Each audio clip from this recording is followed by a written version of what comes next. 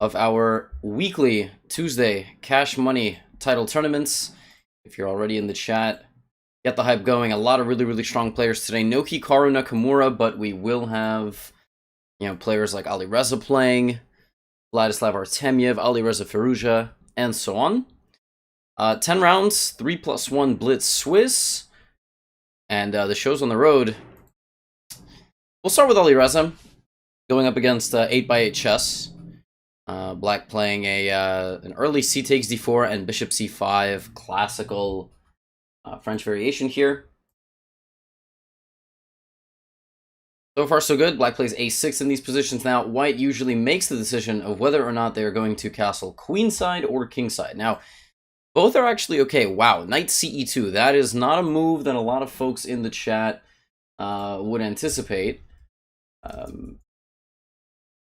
But knight e2 is a very logical move, and what it does is it holds the center. You'll play c3, and maybe this bishop is actually going to come to g2, and you'll use this structure to have a nice and solid central grasp. All right. Hopefully that clears up any questions of knight ce2. Black goes for the immediate capture on d4. It's an interesting move.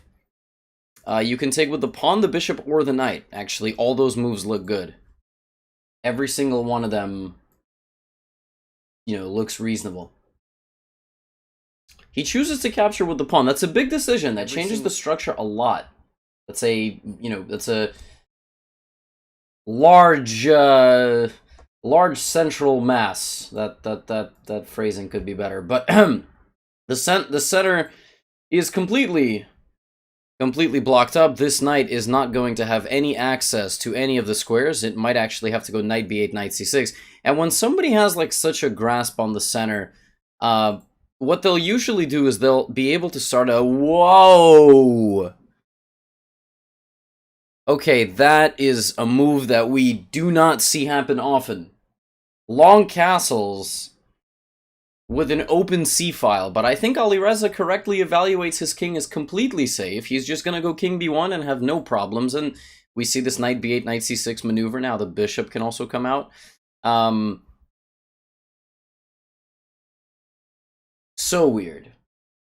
Like, long castles for the untrained eye, but I think it's completely fine. I actually think that the position is quite nice, and he's got a nice, nice and safe position over on b1. And he did this so that the king wouldn't actually be on the king side at all, and you can just launch the pawns. And now we see Alireza just pushing his pawns forward, because normally the king would be on g1, and so if you try to launch your f or h or any of the other pawns, you wouldn't be able to you wouldn't be able to have such a successful attack. But with the king on the complete opposite side of the board, now Alireza is contemplating, does he take this way? He takes like this. The bishops see each other now, so black can take. But of course, when you do make this capture, when you do make this capture, you're trading pieces, but these pawns don't go away. The pressure on your king side does not go away. Right, so black is not very developed on the other side of the board, and black is also just cleanly down a minute. Sometimes you're down a minute in chess, and at least you have something to show for it. Not in this case. In this case, all right, black chooses to fight. He is not trading the bishops. Of course, when you make a move like this bishop lives. And after bishop g5, I would anticipate that f6. But you can't go bishop g5, I think. Bishop g5, there might be bishop takes d3. So here there is check, and if you take, I take this. But what if he just plays king a1? And the queen is still hanging, and this is still hanging. Maybe. Let's go back. That did not happen. Alireza chose to instead take on b5.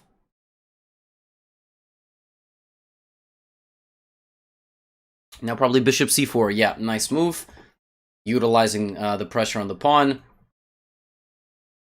You can maybe even take like this, so that you're trying to push the pawn through, but no need to do that. White does have to be a bit careful here. Because the pawn on e3, if it's well protected, a pawn like this deep in white's territory, it can be pretty annoying. It can be, and now it's gone. I don't know if that was a slip. Did he mean to go here? He might have mouse slipped. I don't know. Very strange.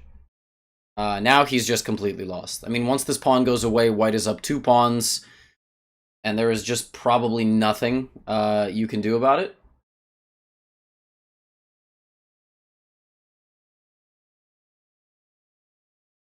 Bishop d7 is a fine move. Blocking the rooks, you got e6 coming. Because bishop g5 defending, but this one's a wrap. Let's check in on Artemyev. Artemyev is up a pawn, and it's an outside pass pawn is what this is called. He's got a pawn on the very, very outskirts of the board. Pass pawn is a pawn that has a direct route down the board with nothing in the way. No pawns in the way, I should say.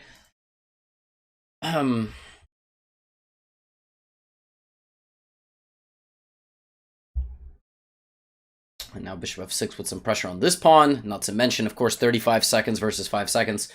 First round of this event either sees complete dominance by the players, or, you know, we see someone get an upset. So there we go. Artemyev gets a win. Parhamov is also playing. We've also got Grischuk. Gonna boot up a couple of games here. Here's Alexander Grischuk, who's got 3 seconds. Alexander Grischuk has 3 seconds on the clock. And he's down a pawn.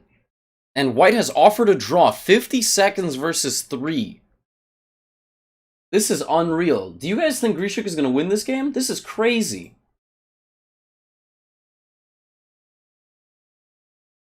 I mean, we know Grischuk is a time trouble god, right? But 3 seconds versus 40 with increment. Look at this. This is a nice move. He's looking for the queen trade.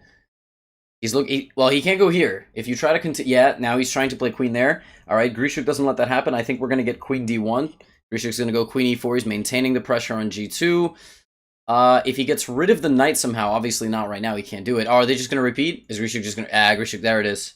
There it is. Repetition. Listen, I mean, that's a good way to start the tournament, but we've seen Grischuk start slow and then pop right off. This is a nice start for the Iranian FM. A lot of really strong talent from Iran, and this is an easy win because 2 pawns connected. Rook is cutting off the king, and you're just going to promote here, just a7, and or that also wins. Now, a8 queen, the beautiful German shepherd loses to Georg Meyer. And now another German prodigy. We're going to put on the screen. GM Dimitri. Mr. Kalars. Trying to win an endgame here. King, Rook, Pawn versus King, Rook, Pawn. So when material is completely identical, you look at a couple of things. You look at the advancement of the pawn, the king's activity. So we see this king is super active. Right? Now rook e7. Oh, he can take that. Nice move. He can just take that pawn and the rook is overloaded and black just flags. Now, what black could have done is he could have taken the rook, allowed the queen, and then tried to hold queen versus rook, which is, you know, you gotta work kind of hard to win, but he probably would have won it, you know, because he's a grandmaster, and we just gotta err on the side of caution. This one's just a draw. A solo knight, I should say, cannot defeat a king. Okay, some other players here. My favorite part of the tournament right now, just seeing, you know, what endgames we're going to have. This is a very, very famous endgame. It's called Bishops of Same Color. So dark squared bishop, and the pawn is a square away from promotion. What white is trying to do here is dance around with the bishop and cover the promotion square. He doesn't really care if he sacrifices... what? He doesn't... Oh! Oh my gosh, he tricked him! What a trick! I didn't even... Wait, back up. So essentially what white is trying to do is watch the promotion square. He's trying to watch the square and sacrifice the bishop. So the guy goes here and tricked him. And what he should have played was this move. Because the pawn cannot promote, and if you take, then I'm not taking the bishop, I'm taking the pawn. I just need to take the pawn and I make a draw. And this was such a tricky move. It looked like he's just stupid. Like he just, you know, gave the piece away. And the guy takes. And after this, he should have played this. Again, deflecting the king away. But he gave him a wrong check and now has no way to stop promotion. That was like a help loss. He didn't have to lose like this. I mean, first of all, the sacrifice of the bishop doesn't even win the game. But this does. allowing the bishop, well, I guess not allowing, but putting the bishop on f4 is not the right square. He actually had to, again, cover the promotion square. And, yeah, I mean, easy draw, but with this little time on the clock and, you know, the psychological pressure of playing such a strong player. Is Sib Elephant still playing? Yeah, oh, it's round 2. Okay, we're ready for round 2. Got it. Okay, what? What? What is this? Okay, c45. This is a line. This queen b3, knight c6, knight d5. Wow. I mean, can we just talk about how weird chess is sometimes? Queen b3, queen g3. I feel like black is going to play bishop f8. Now that would be funny. Just retreating the bishop back to its home square. And he did it. And he did it after spending 40 seconds. And essentially what you're saying with a move like bishop f8 is you can go all the way back and you can afford to do this because this queen is a little bit out of place. Like sometimes in the opening your opponents make some moves and you're just kind of like, is that like really the best thing that they could have done? I'm not really sure. Where is Alireza? Why am I not seeing him? So strange. Let me refresh.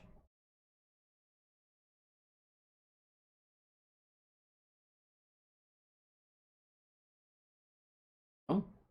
Alireza, he's playing a game, right? He's not playing a game. Doesn't look like Alireza's playing a game. That is so strange. What happened to Alireza? Okay, anyway. Everybody's yelling about Alireza, but, okay. CD5. I mean, black is already, like, down a minute. I mean, have you seen something like this? Black is so confused by the opening that he's spending all his time. He's just gonna get a really, really bad clock situation. He keeps playing like this.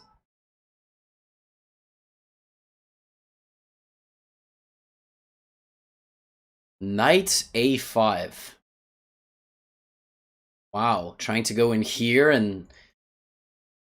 Artemyev says, bring it on, buddy. Take my bishop. Look at this. This is so funny. Not a single one of black's pieces is developed.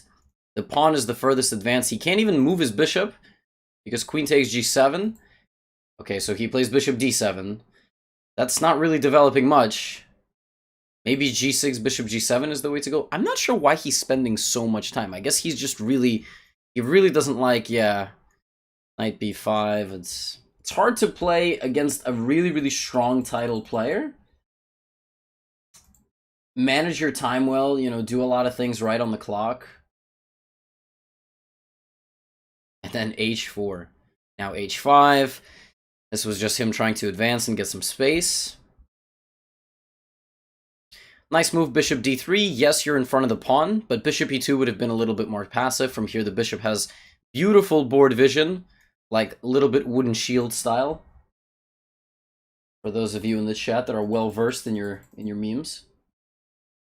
Yeah, there we go. We see g6, but of course, when the pawn comes up to g6, you weaken some of the squares around your king. So we see knight e4 with some pressure on f6, maybe f4 we're going to get, and yeah, we do get f4. Artemyev is just not letting his opponent breathe, okay? He's just, he sees that his opponent is lagging in development and behind on the clock and hesitant. No, what he's doing in this situation is he's trying to create more problems.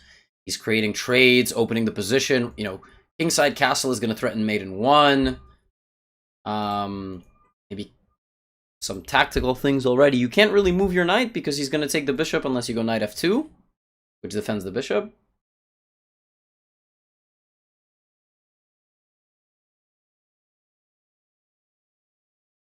So Artemyev pauses for a moment. I mean, short castles can be met with bishop takes pawn. Actually, maybe we'll get g3. I don't know. g3 defending the h4 pawn and then castles. Maybe Can't, yeah, again, you can't play rook f1. Very, very tough spot here, but Artemyev managed this time very well. And now, in a critical moment of the game, he's going to get to spend some time and find the best move. I don't know if he found the best move, but he trades the bishops. Now this bishop, again, very passive. Looking at this pawn, but you just have to... Okay, now it's not even a threat. Ah, interesting. Queen g4 he wants, but queen g4, the queen no longer protects the pawn. So we see short castle and a threat. So maybe we're going to get a castles from him, or rook h7, or rook f8. Those are the only moves. Queen f7 is the threat. Black's down to 25 seconds on the clock. A lot of really intense pressure here. Rook f8. All right, now probably e4, e5 is the most critical. The king's in the center, so what do? You open the position. Or, yes, great move. He's anticipating that the king's escape is going to be to the queen side, so now b5 or queen d4 and queen a7 is another idea that he can play. Another idea. Maybe b5, though, trying to open that side of the board. Again, the bishop is the problem. He can't move it. His pieces are so passive, and white has such dominating space here. So we see queen c4 with pressure. Maybe, okay, b5, but a5 we're going to get. Don't let him in. b6, that's the only way. If you don't play b6, I'm playing b6, and you're not getting in. You're going to have to just utilize the c6 square. So big moment. Does Artemyev sacrifice a pawn? Oh my gosh, I know the idea of that move. Do you know what the idea of this move is? Knight e1. He wants to play knight e1, knight f3, knight d4, and maybe knight c6. I think his idea is to go to c6, sacrifice. Oh, rook c4. Rook c4, nice move. He missed that. The time trouble got to black. He took a pawn he shouldn't have grabbed, and the rook x-rays the queen to the bishop, and he just resigns. Nice find. And wow, I mean, can we just acknowledge what a grandmaster move? Like, I'm thinking b6 here. Sacrifice the pawn, have a direct line of attack, queen b3. I actually think b6 is completely fine. I don't really see the problem with b6. But he goes knight e1. And he plays that because there's no easy way to get the knight in. So he says knight e1, knight f3, knight d4, knight c6 is his idea. What an idea. I mean, bing, bang, boom, pow, knight c6. And, for example, for anybody confused, I'll just quickly analyze, like, you know, what even the idea of this is. This is the idea. That you open the b file with a devastating attack of the queen and the rook. That's the whole idea of knight c6. Not a fork, it's that you sacrifice, open everything up, and, it would just be GG, yo. Here we see Fedoseev playing a Russian player. Mate, queen e6. Nice mate there from the strong Russian grandmaster. Ooh, I'm seeing some very talented players. Rook b3 and Christopher Yu, 2893 blitz. That is an absurd blitz rating. Christopher Yu is one of America's top prodigies. You know, all countries have extremely strong players at a young age, and Chris Yu is ours. He is trying to convert this endgame by getting to this pawn. How is he going to do that? I think he just screwed this up. Yeah, because... Wait, what? Whoa, whoa. What was... Bro, what? Oh... Oh, my head's about to explode. Okay, he just lost that game like out of nowhere. I mean, he was defending in a great way. He blockaded the passed pawns, or just the pawns, excuse me. And in this position, he finds rook e4 check. So Christopher Yu played this move anticipating this, and check would win the rook back, take the pawn, promote. Easy. But this check, whoops, excuse me. Very instructive moment here. Rook e4 check, in between move. Then he takes. Now there's nothing on the back rank. And after this, why didn't he just play rook f4? Just going at, am I missing something? What am I missing? I mean, you're just winning the pawn. King e2, I check you and I just go back. Instead, for a completely inexplicable reason, he goes completely crazy here, loses this pawn and loses the game. I mean, so strange, right? Chess. Like, you can play so well for so long, and then boom, like, brain just malfunctions, and that's it. Ah, instructive endgame. This is a draw, even though black is up a bishop and a pawn. When you have a bishop and a flank pawn, or excuse me, a corner pawn, A or H pawn, if the pawn is not hitting the right corner, meaning the same color square as the bishop, it will be a draw. It is impossible to get the king out of the corner unless you have a dark squared bishop. Impossible. Completely impossible. And now we are ready for round number 3. We've got... Oh, let's watch Anish Giri, huh? Anish Giri playing a strong German GM, Alexander Donchenko.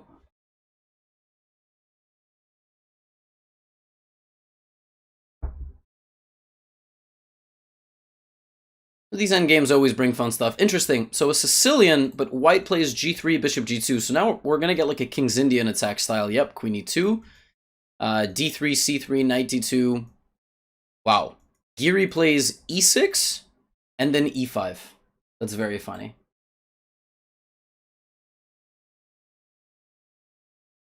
Yeah, what if he just didn't want to play, guys? But he's so concerned about Alireza. What if he just like wanted to go for a walk and eat like a baguette or something? Oh, wow. Aggressive queenside intentions. This is a very instructive game in terms of pawn play. The pawn's supporting the b-pawn, leaping forward. If takes, that is an advantageous trade for white. He will open up the a-file for his rook.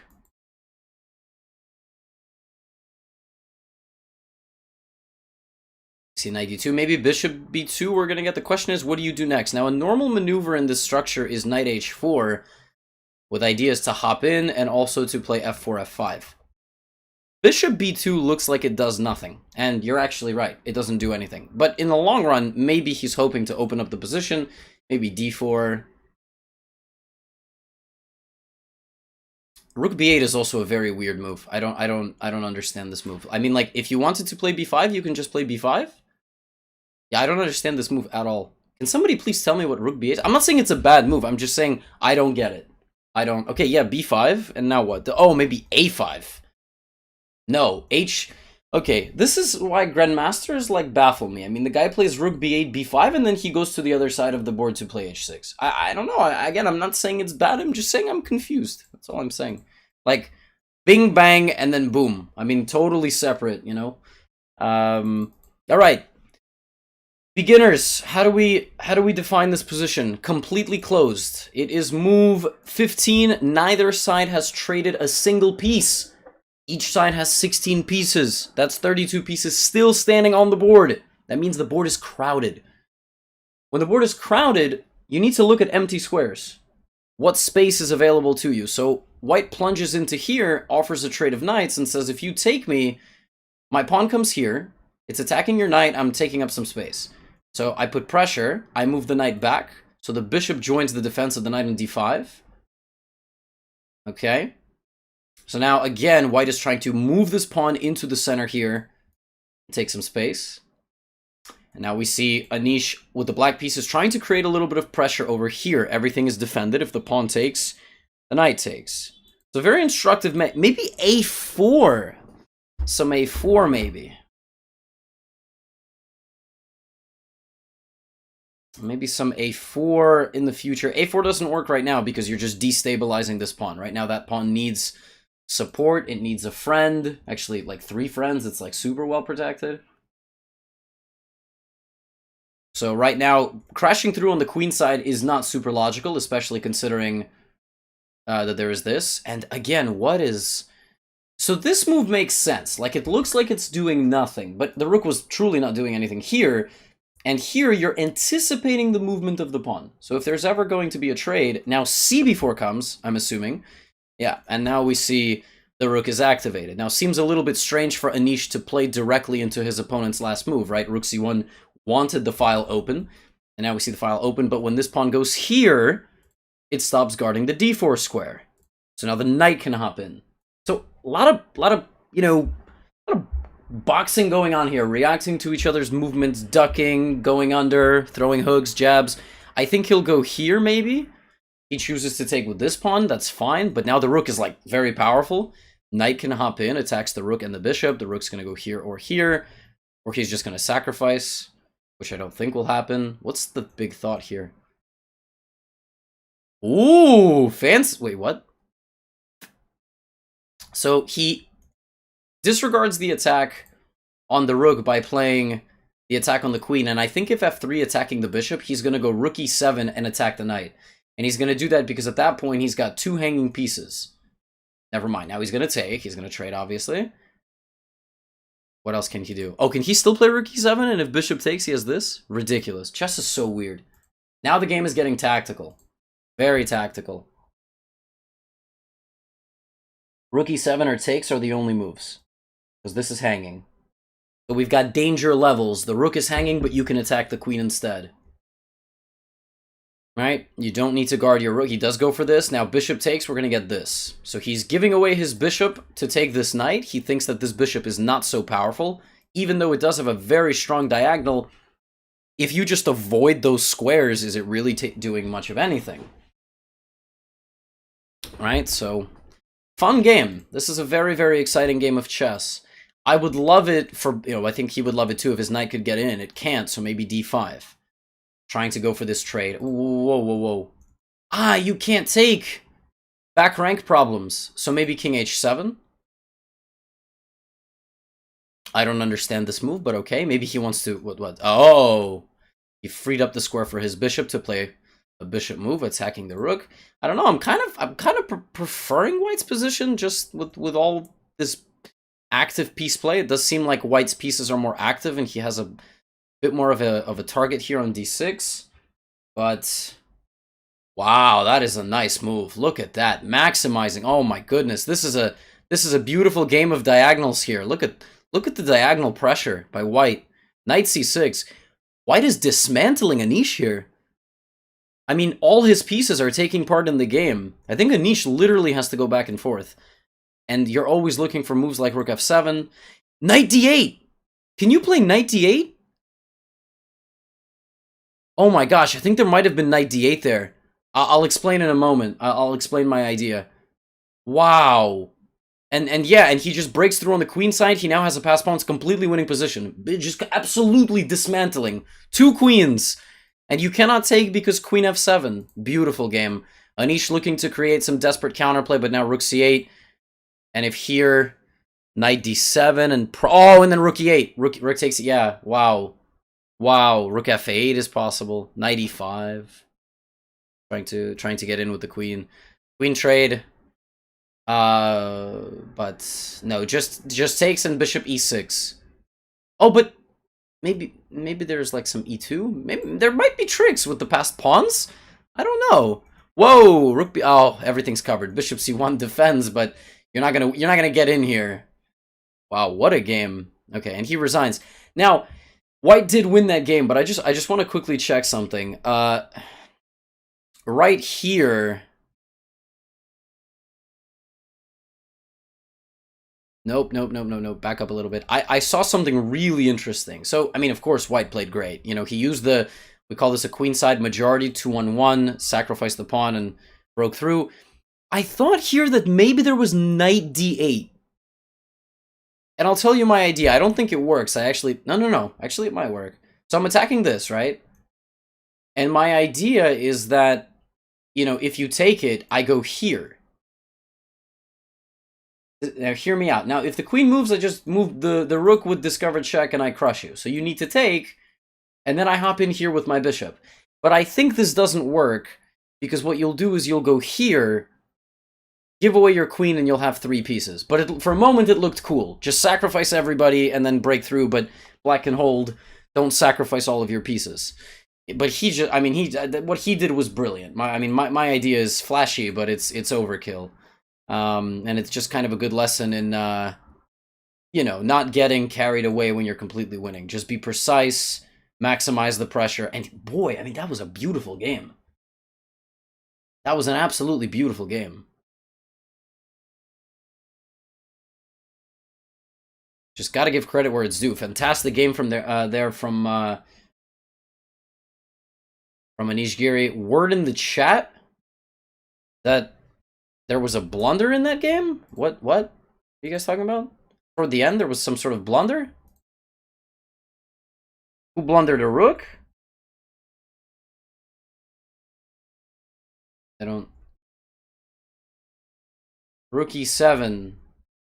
Rook e7. Oh!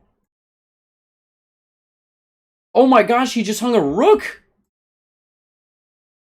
I didn't even notice that! Unbelievable. I mean, because I think Anish had mentally prepared rook f8. And then you just can't defend this. Like, you just mentally prepare a move, and of course, it's protected here. Oh my goodness. Rook e7 is... Wait a second. If you just... Wait, rook e7, black is, like, completely in the game. No, there's... No, how is this still winning for this completely equal position, material-wise? Pawn's coming. Wow. Oh my gosh, I'm sorry to waste so much time on this, but, like... Okay, here we have king and pawn versus king. It's a fascinating endgame.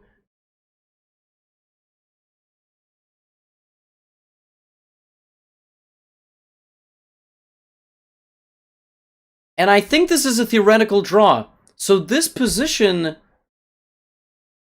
is a draw. Fedoseev tricks him into a draw. This is one of the rare second-rank defenses that you can defend with. And this position is a draw because of one idea. There's ways to win queen and rook versus, queen versus rook. We're not going to have a whole lesson on that right now, but I'm sure we have some instructional videos. The reason is that you would love to play this move. This move looks like it takes away this, but here there's an absolutely beautiful defensive resource, rook b3. Yes, I know Fedoseev... Oh, Fedoseev is playing with the black pieces! Wow! I thought Fedoseev tricked him! No, Fedoseev couldn't win. Rook here. X-ray with a stalemate trick. But, okay, enough. Let's go watch some round 4 games. We've got Tigra versus Lechesescu Russian battle. I believe this is Boris Sevchenko. How can you win queen versus rook? Well, first of all, you should probably win it before it gets that far. At that point, man, at that point, some of the folks in chat would win with the rook. They wouldn't even win with the queen. Oh, what an interesting variation. I mean, look at this expansion on this side of the board. That is intense. Yes, I mean, it's definitely not the first time I've messed up, you know, who's playing what color. When you're going this quickly, things happen, man. You know, it's not easy to always be 100%.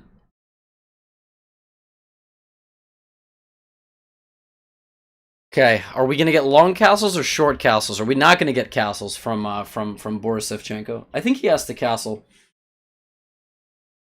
I think he has to, yep. Does long castles, king b1. I always find these positions so fascinating. So fascinating. Like, these weird structures. I mean, it just seems like white should just be ripping the king side open, knight f5. This is theory? If this is theory, I don't get chess. Look at this. Look at this overprotection of this knight. Man, this is like a kid with some crazy parents. Knight hops into c4, defended by the rook with pressure on this pawn. Maybe queen b6 coming. I don't even know who I'm supporting in this position. Who's got a better position here? I thought it was white at first. Now it just seems like black has all the pressure.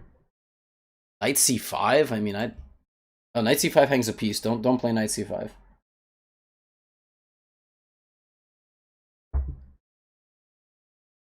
Okay, rook e8 puts... a tempting offer where white sacrifices the queen for the 2 rooks. Now we've got the knights coming. Who's better? Who's better and why? Not using a computer.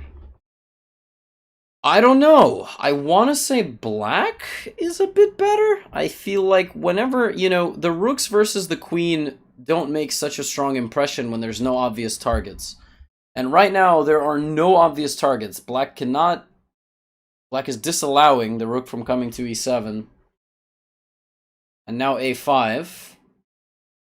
I like black because of the rating. Well, yeah, that's always a big one. 400 points will do that. There's a trade, and yeah, I mean, Nepo's just rolling in on the queen side.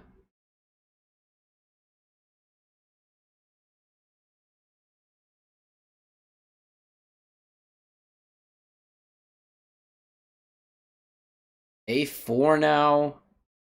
What does white do? It's a very difficult position.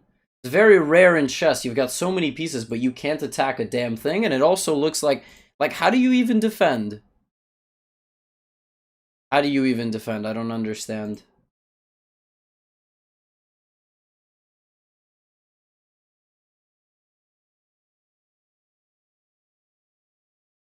Because you have difficulties no matter what you do. Any move you make to defend anything is sacrificing something. So when you defend your b2 pawn, your bishop is terribly passive, right? How do you defend your d5 pawn? By moving the rook, or not defending it at all. It's by, excuse me, by moving the knight and activating the rook. But when you move the knight, you activate the bishop for black. So every move is coming with a sacrifice, and to correctly evaluate everything in such a short period of time is incredibly challenging. So a3, yeah, chipping away here. If takes, this is destabilized, but you don't have a choice. You have to push, take, or get taken. And anything that happens, c3 becomes terribly weak. So 20 seconds. What a beautiful game from Nepo. I mean, just without a doubt, absolutely dominating here.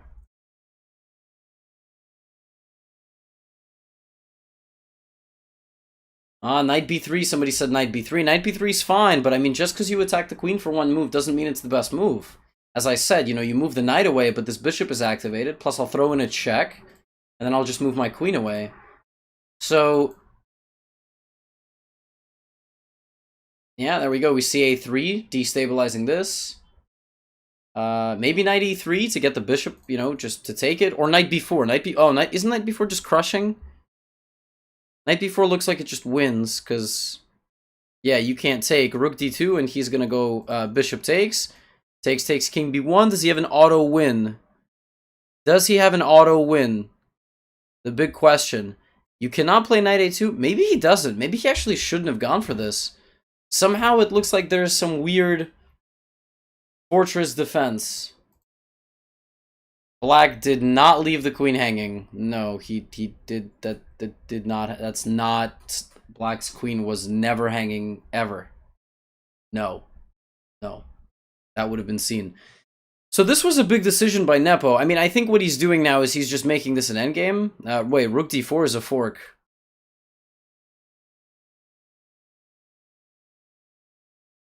Wait, what? Did Nepo just blunder a piece? Wait, he has a check? No, chat, I'm not, don't worry. I mean, when you guys write something in the chat, I don't treat it as, you know, an argument. Ah, nice move, queen c8, but then rook here and block. We're all just talking. We're all just talking. So if you've got feedback, I will give you feedback on your thoughts. As long as it's positive, in spirit of the show. And yeah, this is completely lost for white because of the pawns. That's the easy. I mean, just f5, f4, f3, f2, f1, and GG.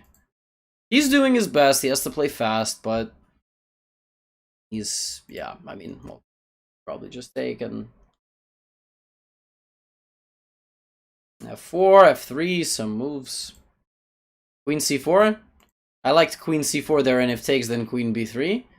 Knight a7, also nice move. If b6, he has knight b5. Okay, queen c4. Yep, there it is. And mate. Getting mated is not good. That is definitely a bing. Not a bang, but definitely a bing. Whoa! Hold on. No one told me MVL was playing this tournament. Leon Beast has been playing this entire time? How come no one said anything? Alright, queen, check, mate. Easy. Check and mate.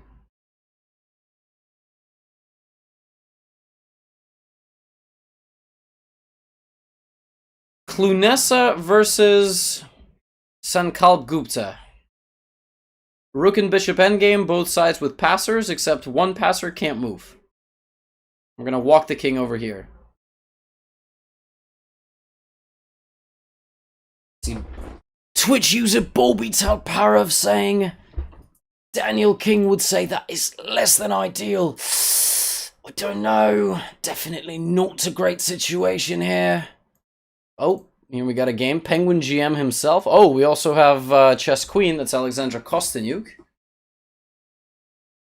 And she's got a rook But that's all she's got. Black's got a passed h-pawn, and that's not... that is not good. I mean, this passed h-pawn is looking like a... Oh, uh-oh. I think... Wait. I think he's getting a little... No. Nope. No. That was not an impression of Ginger. That was me trying to be... That is me trying to be Daniel King, because there was Daniel King in the chat. All right, and he just wins. Yeah, I mean, it's just this h-pawn that was the deciding factor. I mean, wait, I'm very confused. Ah, do you guys understand that what Black's winning idea here is? This is actually quite fascinating. Black is the one trying to play this position for a win because of how strong his outside pawn is. Black is trying to go bishop d4, bishop g1. So I got a question in the chat. Why not just move the rook back and forth? What does Black do? Bishop d4, bishop g1, using the pass pawn as a wooden shield and promoting the pawn. Incredible. Even if you play the rook here, you just put the rook in jail. And then the king has to go away and king g2 anyway. Wow. Wow. Yeah. Beautiful. Absolutely beautiful position. Crazy. That might... Yeah. Wow. Fantastic idea. Let's watch Penguin GM. There's 4 games remaining. Do we have any bishops and knights? No bishops and knights as far as I see. This endgame looks like some sort of pawn endgame study. Ah, guys! Guys! This is the same endgame that we saw earlier. Despite the hilarious imbalance of pieces, it's the wrong color corner. The bishop is the wrong color corner. So even all the way back here with all this extra, stuff on the board, it's a draw because you have the 2 h-pawns. And the king's just gonna hang out. This is so funny. And this is just a draw. There's no way to get the king out of the corner. Wow. Alright, so we have this endgame, which is just a draw, opposite colored bishops. And then we have this absolute, I don't know, pandemonium. Whoa, whoa, whoa, whoa! Oh, he hung his bishop! Penguin GM played bishop e8, threatening rook f5 and rook here, and the guy hangs a bishop and is now just down a rook. Ouch. Yeah, well, that'll happen. And, wow, well, okay, this guy, okay. I feel really bad for Goltsev Dimitri 2000. Can we just quickly acknowledge the fact that this guy hung 2 forks on the exact same square? Look at this. He hung 2 pieces, look at this, on the exact same square. The exact same, I mean, that is a blind spot, and I think that that blind spot needs to be addressed. Alright, friends, we've got a ton of people on 4 out of 4, and as usual, we will be back after a short break with round number 5, Title Tuesday. Don't go anywhere.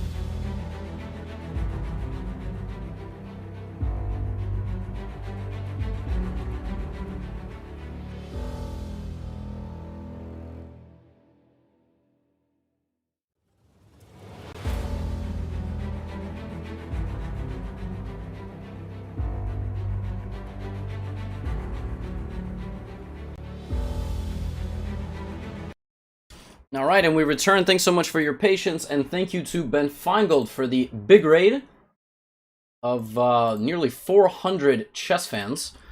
We're about to get started with round number 5. We're about at the halfway point of Title Tuesday.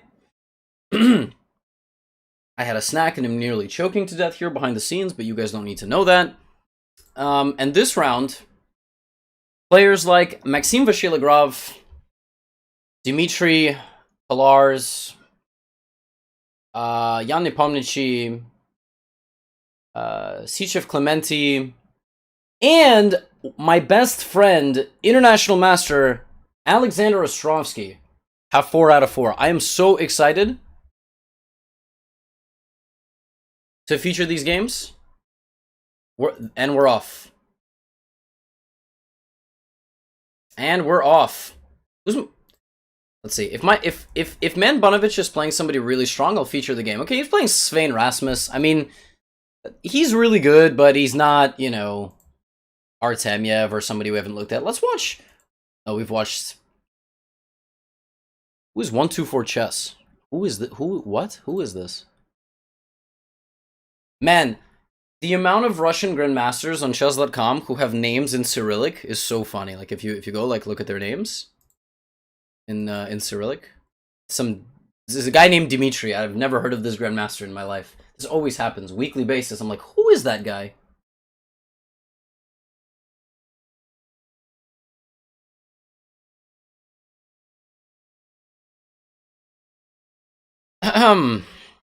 Chess Warrior 7197 is Nodirbek Abdusaturov, but even though this game is interesting, it's not. You know what? Let's watch this game. Let's watch this game. You know why? Because even though it is slight oh no, but if he had castled queenside, I would have watched the game. I mean, it looked like it was going to be some crazy attacking game. What is this? Short castles isn't the way you play this position? Okay, he's getting punished. I'm not looking at this game anymore. I'm gonna quickly browse around buffet style. That game looks, oh, now this looks like a fun game. This looks like a fun game. We found our destination. We're watching a game between 2 players I have never heard of. Yeah? Two players. Last week I never heard about this Russian GM. He's apparently born in 1996. And who's Manchuk? Manuel Petrosyan. Well, he's got Petrosyan in his name, so, you know, easy 200-point bonus. Got a question in the chat. How do we know that the grandmasters aren't cheating? So every single grandmaster, when they play Title Tuesday, has a little Chess.com drone. We fly it directly to their residence, and we live stream and record all of their surroundings. And with these Chess.com drones, sponsored by Drones R Us, we keep an eye on all the players, every single player, not just the grandmasters, also the IMs and the FMs. Anybody who is scoring higher than 80% in the event. So yeah, so that is how we keep an eye on everybody. Listen, we take fair play very seriously. I mean, you guys have no idea the budget that we have for anti-cheating measures. The next the next feature of stateofchess.com are going to be talking about these things. All right. Very unique defensive setup here by Black. Essentially what he's saying is, I know my king is here, but I'm going to push all these pawns because then you can't break in with your pawns. And if you cannot break into a king side with your pawns, you're going to have to do it by sacrificing pieces. And now we see bishop b7, but I really do feel like this is a very problematic position for Black. I feel like rook g1, bishop f3, and sacrificing on h5. Yeah, I don't know. I don't think he had to castle immediately, but he's a stronger player than I am, so...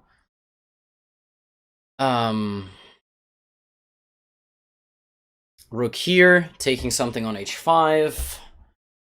I don't see another way forward, right? Like, let's try to look at this position from White's perspective. I mean, I don't know why he's not playing... Okay, there we go, rook g1, right? It seems very weird not to play this move. It doesn't seem like there's a next way to go here. Now, black might look for a5, a4, or he might acknowledge that this threat is coming. And, oh, black's got 25 seconds? Dude, hold on. 25 seconds is not a lot of time. Here comes knight g5, and I would be willing to bet money, big sums of it, that some sacrifice is coming. But, oh, great move. Knight, look at this. Look at this. This, and then this to defend the h5 pawn. I mean, fantastic defensive resourcefulness. Knight h6, knight f6. Either of these moves will guard the pawns. Ugh. Ooh. Ooh.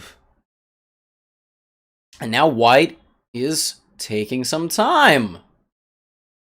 Doesn't quite know what to do. Maybe bishop d5, some idea to get into e6. Everybody's telling me to look at Maxime Vachier-Lagrave. Like, is he playing the most interesting game of all time? What is going on here? What? Maxime's just an equal rook and queen endgame. Can you all relax, please? I just need you guys to understand, like, MVL's got a completely, you know, balanced endgame. You know, I'm trying to look at exciting games. I'm not trying to look at the most famous players. This game is extremely exciting. You want me to sit here and talk about a queen and rook endgame? I will do that in the money rounds, but for now, I'm looking at the most exciting games of chess. And this game is very exciting. Opposite sides castling, a lot of different attacking possibilities from both sides. You know, about to be a wicked time scramble. White is 25 seconds versus 18. It's about to get real intense. This is,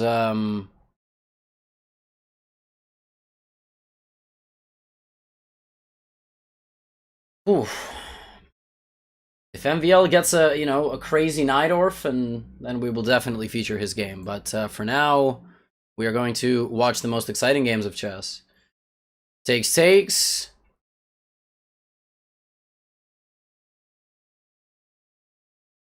Alright, well, after saying that this was definitely the most exciting game of the round, the players got into a completely equal endgame. Okay, let's go to MVL's game. Oh, it ended in a draw because it was completely equal. Wow, would you look at that? Oh, man. Missed a really exciting MVL game. This game is a time scramble. Man Bonovich versus Rasmus Svein. Not looking good for... Actually, it's looking fine for white. Check. Oh, is he going to hang his rook? He did not hang his rook. I thought maybe he would hang his rook. Ah, so passive. So passive. Don't flag. This is probably... Oh, check. I would give check. Whoa. That's not a good move. He's just hanging this. What's he doing? He's just hanging this.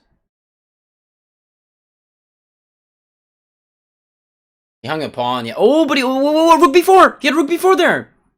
Or bishop f7. No, bishop f7 he didn't have. Rook b4. Ooh, white is in this. White is in this. He's only down a pawn. Don't hang knight e5. Only down a pawn. This should be holdable, but black is playing for a win. Very much playing for a win. Now, this is how you play in time scrambles. Keep your pieces close together. Make the easy moves. Always look for checks. Always look for checks and attacking moves like rook h8, rook f8, king g7, rook f7. Oh, why didn't he go rook f7? He just hung his rook! He just played a bunch of good moves in a row. Dude, all he had to play was rook f7.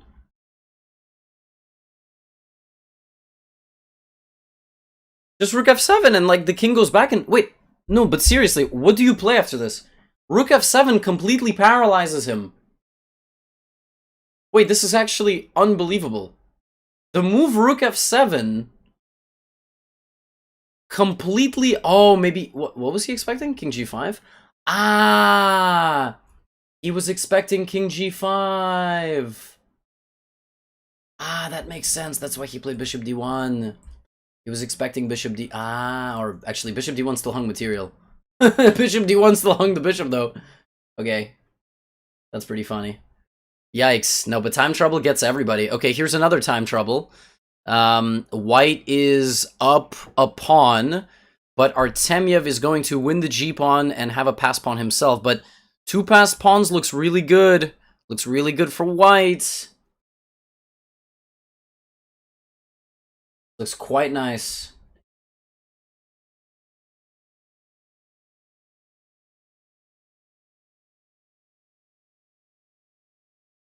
Alright, rook b2, king a6. Ah, knight a5. That's the whole idea. Bishop... Oh! Bishop c7! Wait, it's not over. Bishop c7. Takes? It's a draw. Bishop is going to come. You're going to sacrifice the rook for the pawn. g4. Yeah. Wow. Bishop c7 was a beautiful defensive resource. It looks like it's over, but then you play here and you can't make a queen because rook a5 will wow. Nice move. That is very, very nice. Great find there. Anish Giri is up 2 pawns. Looks like he's going to be winning. And what do we have here? Oh my goodness, everybody! We have it! We have the bishop versus knight! The greatest endgame anybody can ask for. Don't flag! Don't flag! Don't flag! Don't flag! Oh my god! Oh my god! He flagged! Oh my god! He flagged though. Oh my god! He flagged. No, I wanted to see a checkmate. No, this is everything a person can ask for. Bishop and knight in Title Tuesday. It's what I dream of. I dream of making fun of these guys. Ugh. And these guys just drew. Wait, Anish didn't have a way forward here? What? Oh my god, everybody in the chat is going crazy. Anish made a draw up 2 pawns in a knight endgame. That is crazy.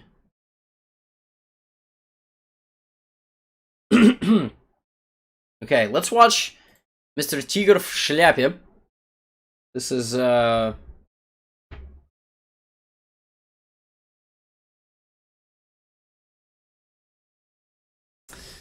Grandmaster Gadakomsky, who very famously, FFL. You guys don't know. Gada, as usual, playing a London. You get Gadakomsky. Gonna get a London for sure. Why was Bishop Knight drawn by insufficient material?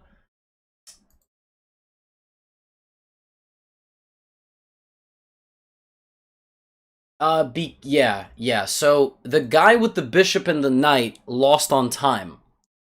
But when you lose on time, you don't... It's not always counted as a loss or a win, depending on how many pieces your opponent has left. So essentially, if I only have a king and a knight, and I beat you on the clock, I don't win the game. Well, but then there's all sorts of discrepancies about rules and whatnot. If I just have a king, I don't have enough checkmating material to beat you. That's what that's considered. That's all that means. You can mate with a knight and a bishop. Yes, you can. But the guy with the bishop and the knight lost on time there. So the other guy only had a king. You cannot win with just the king. King needs his pieces.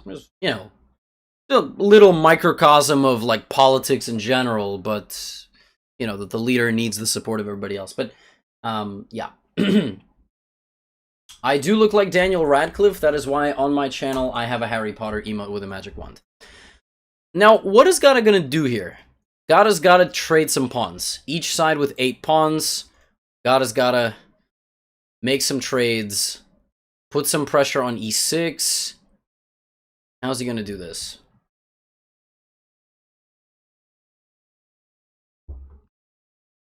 Look at Tang versus Morozevich. You got it. What is going on here? This just looks boring, though. I don't... Are you just saying Tang versus Morozevich because it's like very famous players? Let's give a little scan of the board. Alright, this game looks like it's going to be really exciting. Let's watch Jumbo versus Igor Lisi. You see, like, this is going to be a long positional grind. This is going to be complete insanity. I mean, look at this. This is crazy. We got bishops, knight, queen, rook. But white is up a piece. White is up a piece. If you actually look at the material count, white is up a knight. So white's got an extra piece, but black's got intense pressure, and it's castled on opposite sides. So I'd really like to, you know, feature the games that are going to be the most exciting.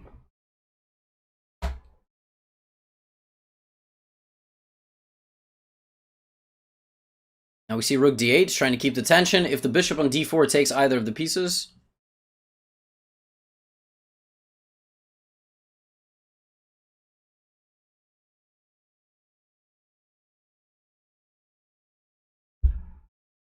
You take either of the pieces, the rook will be activated. So now we see b5 from Igor Lisi.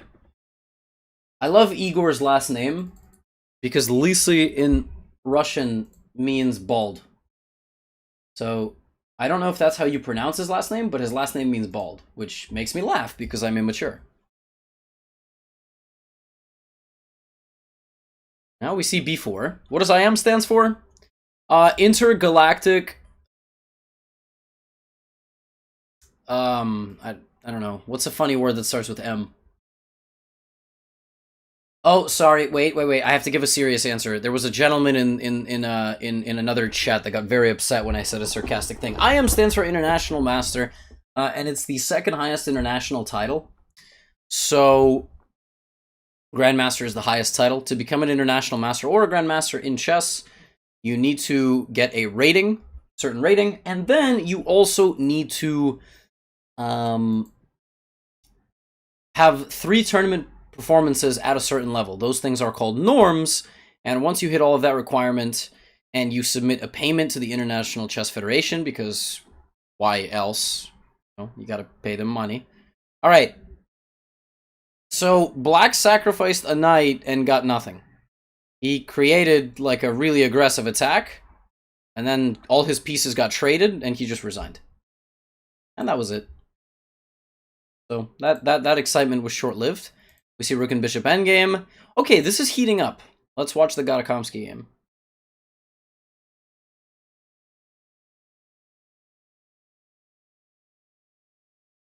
Yeah, you have to submit some sort of payment to get the certificate. Yep. If I'm not mistaken. I think I did.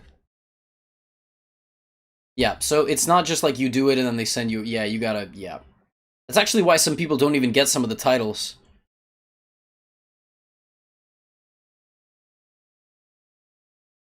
Alrighty, Rook d8. Mr. Komsky has only 1 rook. His opponent has 2 of them. But in terms of the minor pieces, the bishops and the knights, there's only 1 bishop, and this guy has a bishop and a knight.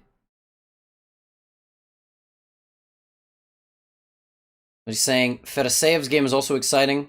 Does Fedoseev have a perfect score? He does not. And in this tournament, we only feature the best of the best. Blunder? What just happened? Whoops. Blunder? He just hung an exchange? Yeah. The famous freaking legend. Wait, queen takes g5, not so... Oh, yes. Bishop f4. Bishop f4. Takes. And now Mr. Komsky just has an extra bishop. So this is hardly going to be a fight now. Who else has a perfect score that we can watch? Manchuk, the gentleman that we just watched, ran into the unstoppable force of Vladislav Artemyev. Vladislav Mikhailovich Artemyev. So, if you ever wanted a more Russian-sounding name, you are not getting one. Vincent Kibri Keimer, is down a pawn against Nodirbek Abdusaturov, who is like 15, 16 years old and 26-something. He's the highest-rated player in Uzbekistan. Super talented player. He's probably going to be 2700 soon. And boy, oh boy, this is a sad night. It cannot go here, it cannot go here, it cannot go here. And even if it goes here, it cannot go anywhere after that. Wow. Looks like Nodirbek is going to get the easy dubs here. Easy dubs. Is he going to get the easy dubs? Yes. Rook A1 with 2 promotion threats, and the rook cannot stop both of them. B1 queen. GG, yo. Artemyev is winning. Alright, somebody told me to watch Big Fish's game. Oh.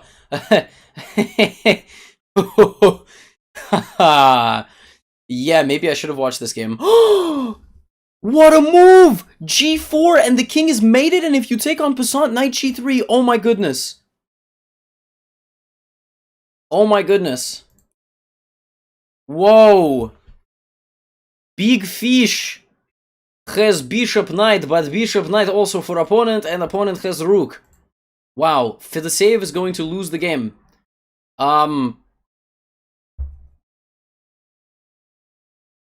This is an interesting game. This is high-level grandmaster chess that we are witnessing here. We've got Carlos Albanoros not resigning in a position where he is down 3 rooks, 2 pawns, and a bishop. As is tradition on Title Tuesday, tilted grandmasters not resigning to one another, and Garakamsky plays it on for a little bit.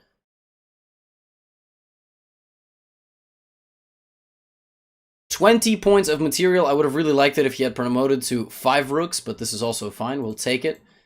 And now we have to go to the scrubs of the tournament, who do not have as many points as the rest of the players. Firouzja! Wait, Firouzja's playing again. Everybody was begging for Firouzja, but here he is. That is high-level chess there. I think Firouzja's just kind of playing on his own schedule. I think Firouzja like ate a little bit, went to eat some lunch, you know, played a little bit, went to do his daily calisthenics. What do you think Firouzja does for exercise? I think Firouzja bench presses like 80 kilos. Firouzja just... And then back to Title Tuesday. Did I see the Reddit post about Konevlad? I don't even know what Reddit is. I don't know who Konevlad is. I don't know what any of that is. Can you use words that I understand, like white people happy and Pepe hands? Thanks. Alright. We got another queen versus rook, but this queen is dominating. Just don't take. That's mate. Free core.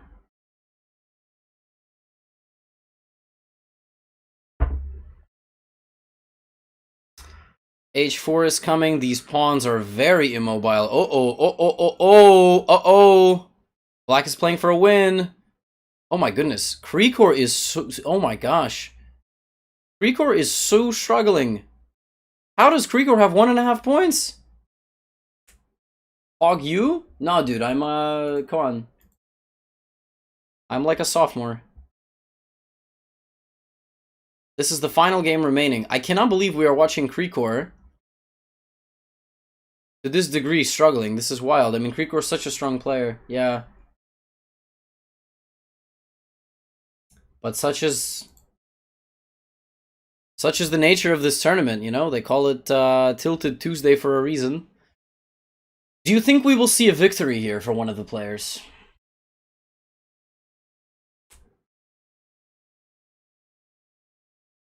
Really, this is a draw. This should not be a win. Even if you sacrifice the rook, that endgame is a draw.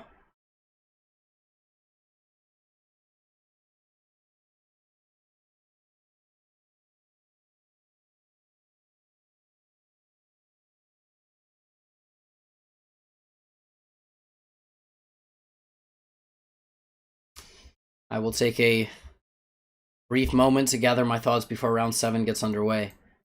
So in round 6, it looks like we have 5 people on perfect. Yeah, 5 people with 6 out of 6. Penguin, Rinat Jumabayev, Jumbo. And Ian Nepomniachtchi, Nodirbek, a lot of people 5.5. Ton of people 5.5.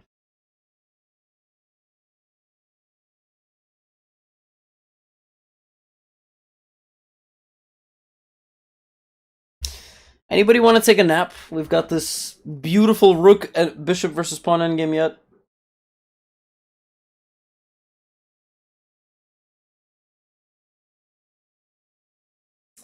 We can watch some Penguin next round, sure. With Penguin, you know what you're going to get. You're going to get e4, e5, Queen's Gambit declined. You're going to get a London.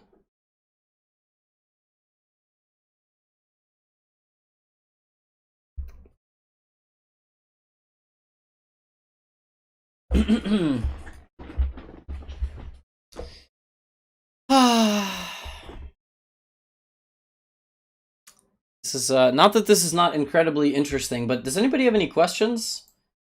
Anybody have questions on where to get chess resources?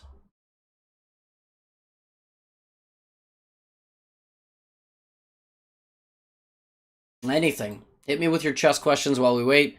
Never mind.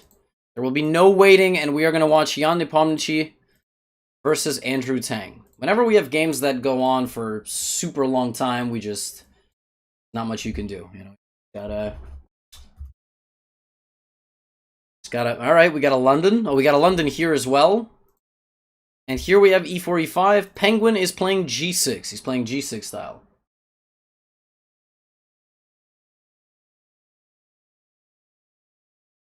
Knight e7. Interesting move. So takes. This is a very, very unique Spanish. Very unique Spanish. It's like a Spanish with a flair of King's Indian. Black looks for dynamic play against the center. Did Onishuk instant draw? Yeah, looks like he did. 6 out of 7. Alright, so Black's got a really weird pawn on d6. Really weird. But White doesn't have an easy way of targeting it. Even if he plays bishop f4, targeting this pawn is really difficult because Black will create play against White. He'll play moves like knight c4, rook c8, etc.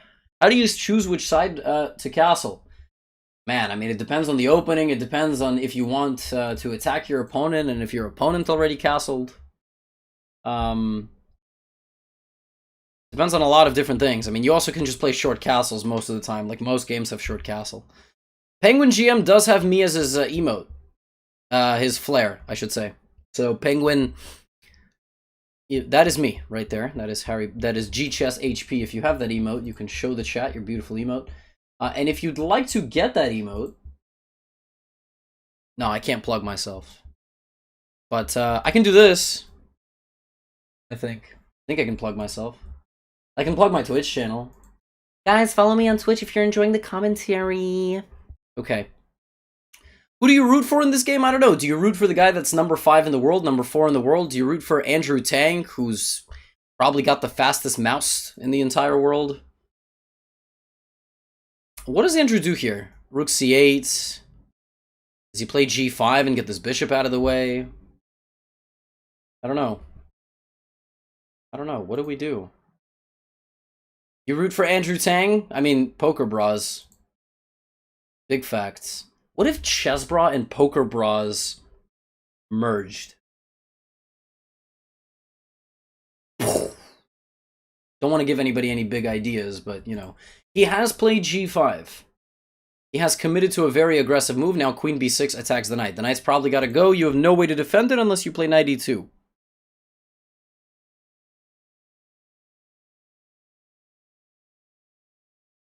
Where's this knight going? Knight f5. Hopping in. The DeLorean. Knight takes, pawn takes. Now the bishop and the queen both look at this. This is a very open board. We've been talking about closed positions today, but open board, the diagonals become super prevalent. Gotta look at where the bishops are attacking, where the bishops are going. Yo, shout out to my shirt, and thank you for the 1,000 bits. I'm pretty sure that anytime there's a commentator on doing these shows, whatever you guys cheer goes directly to the commentator. I think that was the last agreement. So, like, if you, like, you know... I don't know if maybe they're just gonna take all the bits. I don't... But regardless, I think that was some sort of agreement. Active rook. Bishop and queen pressuring. Boom! He's hopped in. This guy's hanging. But he's hanging.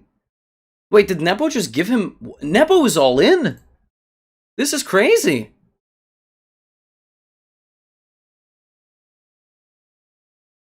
No, it's not a pineapple shirt. It's like leaves of some sort. I don't know. In any case, listen, however you support Chess.com here on Twitch, on whatever platform that you're watching, many, many thousands of folks, we love you, we see you, we support you.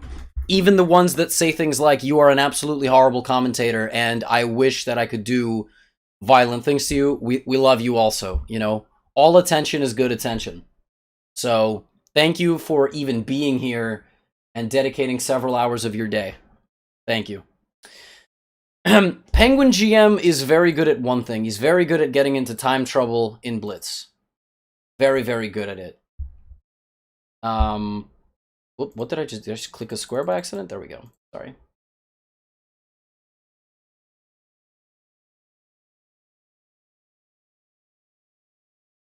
So rook takes.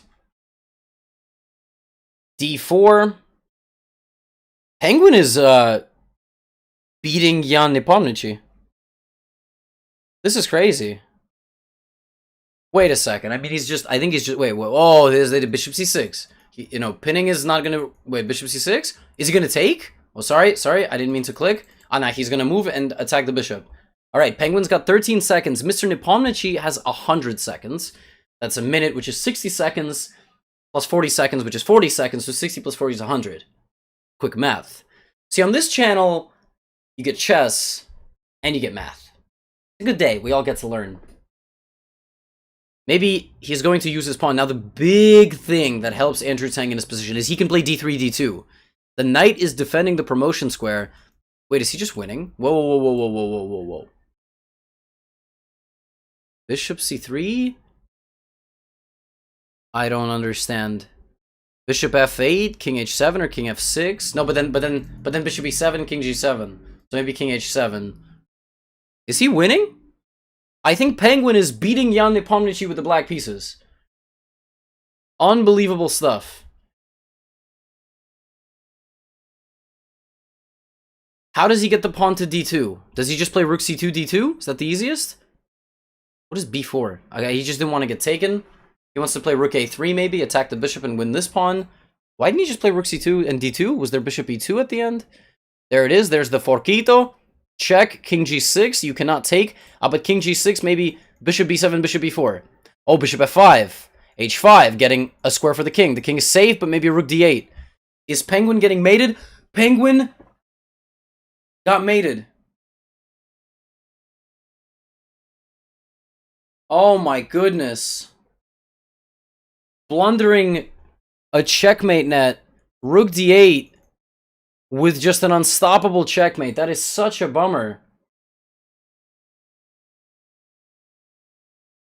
That is such a bummer. Oh man. I mean, it's a bummer for, I don't know who it's a bummer for. I don't know who's upset by this, but it is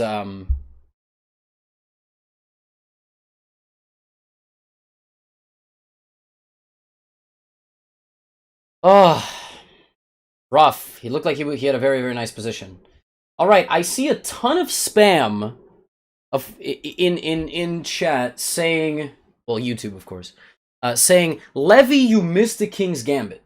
You missed the King's Gambit, you missed the King's Gambit, you missed the King's Gambit, you missed the King's Gambit, you missed the King's Gambit, you missed the King's... Now, guys, I would love it if, besides telling me the opening, you maybe told me what game it was.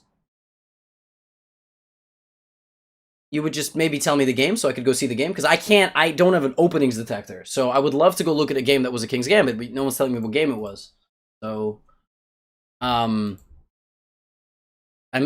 missed the King's Gambit, but I don't know, you know, I don't know what the game was. Ah, you said, oh, okay, Nihal Sarin, yes, well, I'm very sorry that I missed that. I really am.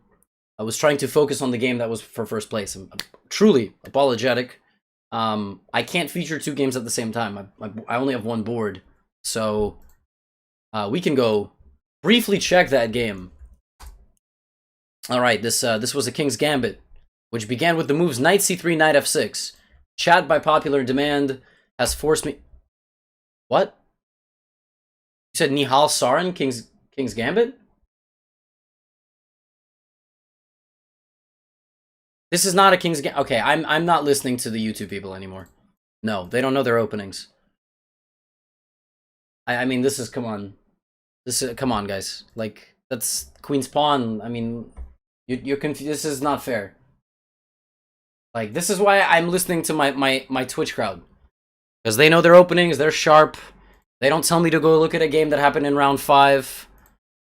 You know? That was a...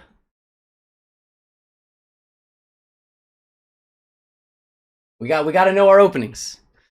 Jokes aside, you know, I can't look at every game, guys. There's 800 players in the tournament, you know? Like, I would love to look at every game. I'd love to look at the talented young players like of India or of Uzbekistan, of Russia, but we're not going to be able to cover every single game here. That's why we try to make like recap videos on YouTube of some exciting games from Title Tuesday, but it's impossible. 10 rounds, 800 players, like, what can I do? I'm sorry if I miss a game. I'm not trying to, you know, diss anybody or insult anybody, or there's 5 games remaining. Queen and Rook. Rook and Bishop is an interesting endgame. This is going to be Rook and Bishop. Let's see if Rook and Bishop guy is going to be able to win.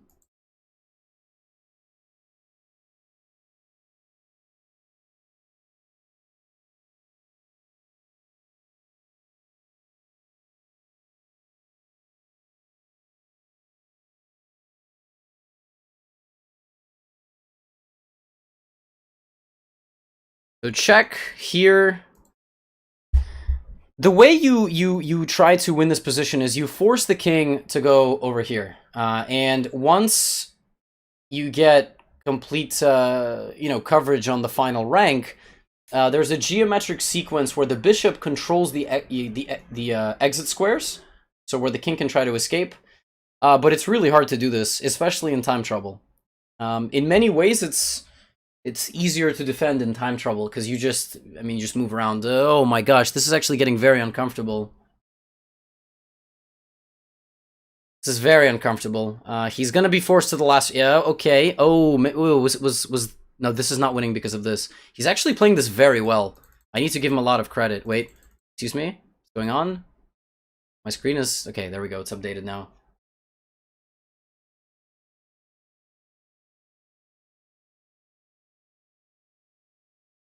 It should be a draw, yes. Yes. It should be a draw with good defense. Oh, but not if you flag. King e5, king e5. Okay, king e5. Whoops. King e5, rook a7. You can't play king f6. See, this is the problem. He can't come in. Oh, bishop e6. This was not a good move. That was not smart. Yes, king g7. I was thinking maybe there was a way to play like here. Probably not, because you have to... No, he's doing fine. He's doing fine.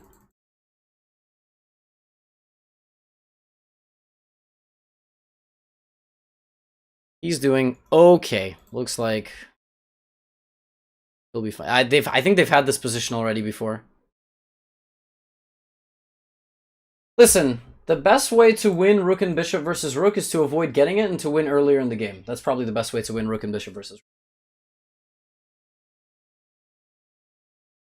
Alright, and the last game. Now, as usual, after round 7, we will take a break. However, I'm not going anywhere. So you guys can actually ask me some questions about chess. Right now is a good time to ask me. You wanted me to go look at an MVL game. There was some delayed King's Gambit or something. I don't...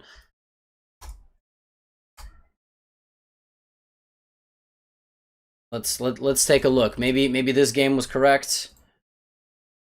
Nope. This is not it. Was this it? Okay. Yeah, guys, I don't know what you're saying.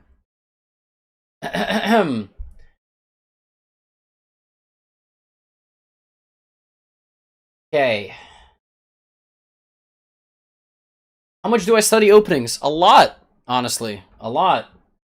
Especially when I'm playing. I think openings are my favorite part of the game. My brand of glasses. Zenny. Where do I live? 225 Kramnik Road. Brooklyn, New York. 77777. That's my address. 225 Kramnik Road. How does someone make the leap from CM to FM? Did I struggle? Yes, 2100 is generally one of the hardest ratings to improve at. At that point, you need to have bulletproof openings, and a lot of it is psychological at that level. You've got to be confident outplaying people who are higher rated than you. My thoughts on Tani? It's excellent what he's doing with Trevor Noah. I think that's great. Quick short story. What you want? You played chess 8 years ago. Want to get back into competitive chess? Horrible time to do it. Hashtag COVID. What do you need to become a competitive chess player? I mean, you need to just live in a place where there's OTB tournaments available. That's all. I mean, learn the OTB rules. Also, a lot of it is psychological. That's not many tips I can give you. You probably already know everything. Somebody says you're trying too hard to be cool. That is not a question. Can you put that in question format? Do I live in New York? Oh, do I like living in New York? Yes, I generally say that New York City is probably one of the best cities on earth. Just with accessibility, different groups of people. It's one of the worst cities for a pandemic to break out in. I'll tell you that much. But, have I ever won a real tournament? I won the 15-10 5-round Swiss on Chess.com a couple nights ago, where I was the highest rated by 400 points. Does that count? Isn't chess a lot about intuition? Chess is a lot about a lot of things. Memory, intuition, confidence, your ability to recall things. Yes, intuition, yes. Levy, you're a lovely human being. I like that guy. That guy's... Show the mate with the rook and the bishop. We don't need to do that. Like, it's a 5-10 minute video. You can also get it in any endgame book, 100 endgames you must know. Unless you're like 2000, 2200, that's... I've never had rook and bishop versus rook with the bishop. I've only had it once with the rook over the board, and I just defended it, and the guy didn't know how to win, and that was all. Oh my gosh, I'm trying to read as many questions. Why are you trying so hard to be cool? Much better. Have I ever been to another city? No. In my 24 years of life, I have never been to another city. Ever. I sound like Harry Potter. That doesn't make any sense. If I talk like this, maybe a little bit, I would sound a little bit more like him, but no. Hermione? No. You're 2000 rated, you're terrible at positional play? Play tactical openings. You play tactical openings, you never have to get into positional play. You know, you gotta make your openings fit your style. You gotta make it fit like the way you like. Why is Stockfish named Stockfish? Don't know. Why are rooks named rooks? Like, why are they not named castles? They look like castles, you know? Or towers, like in Spanish, torre, you know? I do get a lot of, I look like Harry Potter, yes. Definitely get a lot of that. How to improve your middle games. Watch the Gotham Guide. Oh my gosh, can I? Yo, staff, can I plug Gotham Guide? But I get fired. Where'd I get this shirt? My girlfriend got it for me at a thrift store. I don't know where it was purchased from. It's a great shirt, though. Great shirt. I love shirts like this. I have a lot of shirts with different, you know, colorful designs. I love Levon Aronian's fashion style, so... Why does your rating keep falling off a bridge every other day? Because I think it just... You know, chess can be inconsistent. Like, a lot of you get into bad moods, and then you play... You know, you play when you're tilted, you play when you're upset, and... You need to get out of that. You need to hit a quota on a day, a couple games a day, and that's it. Should you quit chess? It's causing you mental health problems? Yes. Obviously. I mean, for sure. What do I think about fried liver? Good for beginners. Probably not. I mean, it's very interesting, actually, even at the highest level. I got this painting from China last year. I was a coach for Team USA in World Cadet Championships in Weifang, China. I got this. They were selling, you know, different paintings. I thought this was very nice. What are the best thrift stores in Uzbekistan? Tashkent Thrift. Great brand. They got a couple of chains over in Tashkent. So I would say the Tashkent Thrift. I am like SpongeBob, funny as hell. Okay, I will take kindly to being called funny as hell. I will not take funny to being called SpongeBob. I don't even understand why that would be a compliment for anybody. I don't... Why did I play the role of Harry Potter if I don't like the references? I don't know, a lot of money. I didn't really have much of a choice as a child star, you know? I kind of had to. No worries, I'm trying to answer as much as I can. If I miss your question... This is the problem, like, you guys ask questions and then I miss them and you get angry at me. You're like, he's horrible! It's like, guys, there's like dozens of questions. Like, I'm sorry. Can I speak Russian? Yes, I'm fluent in Russian and I'm passable in Spanish. Best deli in New York? There's a lot of 24-hour delis in New York are excellent.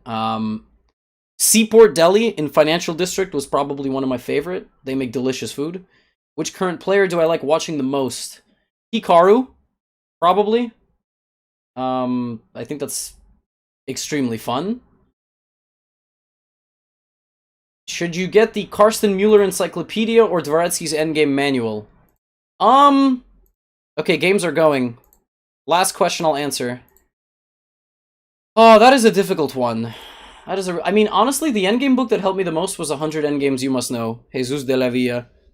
You know, if I really wanted to read a depressing piece of text, I would read, like, you know, the Iliad or something. I mean, don't read 100 Endgames You Must... excuse me, Dvoretsky's Endgame Manual. You can, or, like, My System, those Aaron Nimcevich books are, like, the most overhyped, most unnecessary pieces of chess text out there. Like, easy. Easy. You know? Have I ever visited India? No, I was excited to go to India potentially last year for World Youth Championships, but I never had a chance. My mom did. My mom went to India to write my mom is a science journalist. She's published many different, you know, she's got a master's from Columbia. Love you, Mom. Can you play Rook takes d6 and get like a check? Oh, Knight takes d6. She wrote a story earlier this year about the way India handled polio and vaccines and different medical systems in India. So pretty fascinating story my mom wrote. I don't know if it's out yet. It might be getting published in the future, but...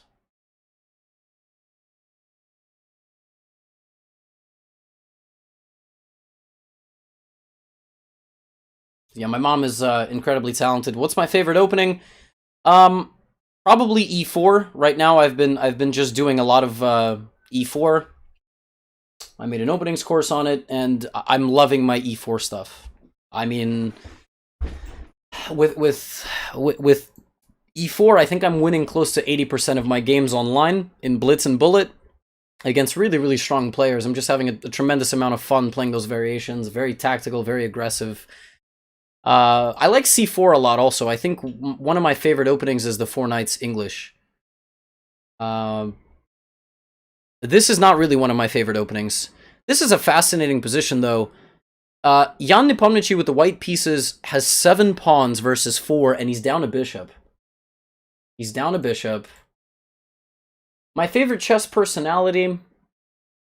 listen, to this day, I really feel as though the grandmaster we all know and love, Hikaru, is just the best personality. You need someone who is animated, speaks their mind, can manage, you know, gigantic social presence. Anish is pretty funny. Levon, I mean, you know, Grischuk. You know, I mean, anytime you get Alexander on the microphone, you can guarantee that he is not going to be polite correct. He is going to tell you exactly how he feels and at what moment, so, like, there is no even water in the toilet, and if he was somebody's trainer, that he would beat the out of them.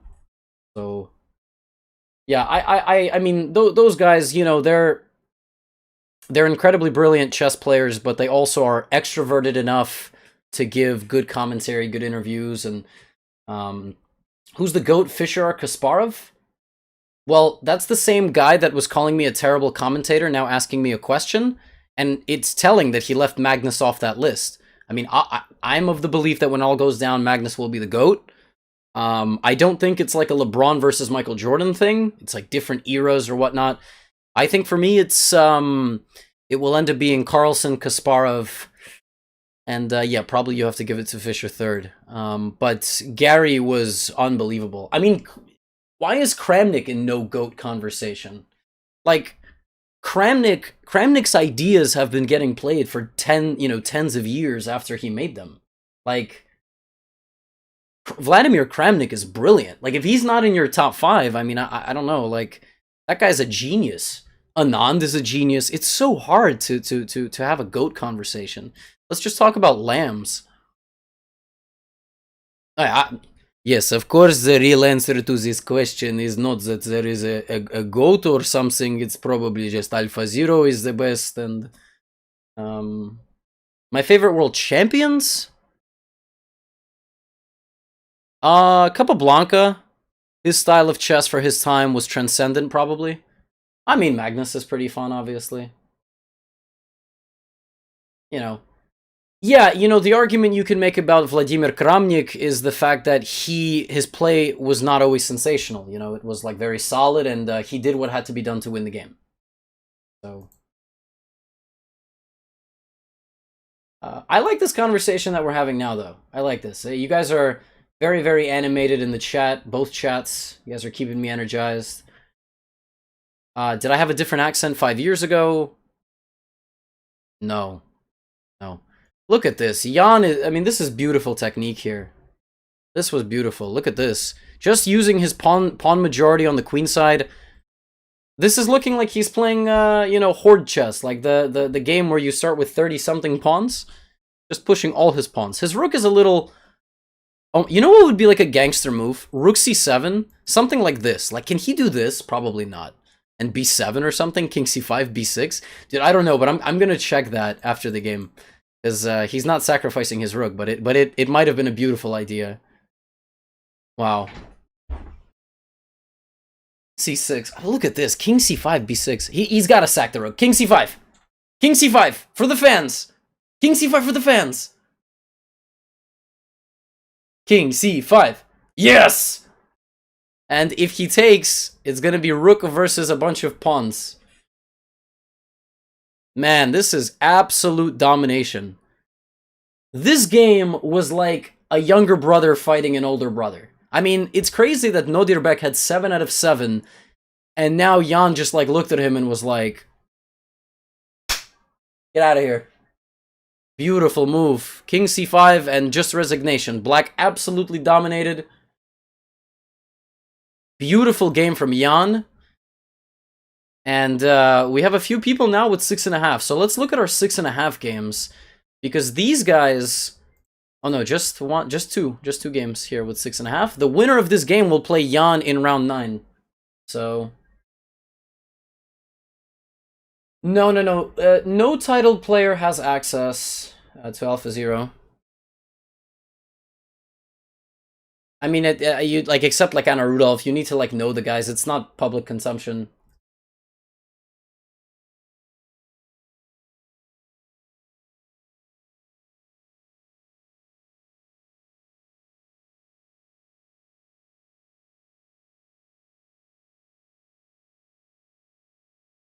Yes, there is Leela. No, I do not think that. No. Unless I don't understand my computers, I'm pretty sure Alpha Zero is stronger than... Leela is fantastic, but, I mean, Alpha Zero, I think... When are we gonna get, like, a real Leela versus Alpha? I mean, Jan is just, yeah, I can't say enough good things about Jan. Nihal here. Gena needs to win this game. So, Gena, I talk about Gena a lot. For those of you that don't know who this is International Master Guillermo Vasquez. So he's Paraguayan Federation. Ah, nice move from Nihal. Sacrificing the knight, and he has the correct pawn. Knowing your endgames allows you to have the confidence to play moves like knight takes g4 and just secure a draw instead of just, you know, waiting for the endgame. So Guillermo Vasquez is an international master from Paraguay, and he studied in the United States. He attended the University of Texas, Brownsville, or Rio Grande Valley. I don't know what's the more official name. He competed in collegiate chess for a long time. And I think now Guillermo actually has a job as a software engineer for Microsoft in Seattle. So this dude is like amazing. I mean, this dude came from, I don't know, you know, what he was living in South America before he came to the United States, but he was just talented at chess. Also, Guillermo's like 6'7". So if he didn't like chess and didn't like software engineering, the guy could have, you know, very easily been like, you know, maybe NBA backup player making millions of dollars. But he's gonna end up having a nice career anyway, so. Okay, what do we have here? We have a fascinating endgame where a guy down 2 pieces is playing on. Kostya Nikologorsky. Oh, flex. You know what black should do? Black should trade the rooks. That's what black should do. Yeah, so that is like the ultimate flex here, but it's not going to happen. Instead, there's going to be Rook b5! I'm hallucinating. I thought Rook b5 and the knight stopped guarding the rook. Don't listen to me. Do not listen to me. Do not listen to me. I just hallucinated that the knight somehow would stop guarding the rook if it went there. It's been a long tournament. I don't even know why I yelled. Sorry for yelling. I'm very sorry. I don't know. Sorry. Okay, sorry. That was a Pepega moment. All right, everybody needs at least one. Black missed a fork. Black is up a bishop and a knight. If Black cannot win this, I don't know what to say. All right, I don't know what to say.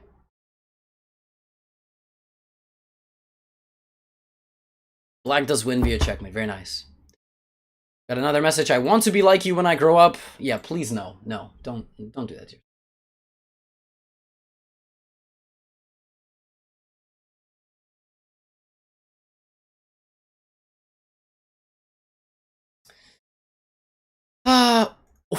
Tricky move. Can we just acknowledge that move? What a tricky little move. Rook f8 and king takes f8 is a stalemate. And for that reason, white played here and black lost on time. Okay, we are ready for round number 9. This is a big round. We're getting Ian Nepomniachtchi versus... Wait, what? How is that possible? Why is Ian not playing Vladimirovich? So 2 games to look at. Gabor Pop, or Gabor Nagy. I think this is Gabor Nagy. And this game. Russian battle. Here we go. Here we go. Ole, ole, ole.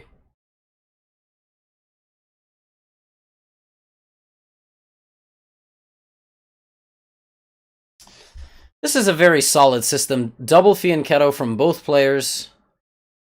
La chess is cute, chopping off the pawns in the center. Maybe he will go e6, or, yeah, just develop the knights. They don't allow repairings? That's a really interesting theory. If you think about it, this guy never played this guy, because how could a guy with a perfect score play a guy that never lost? 5 head.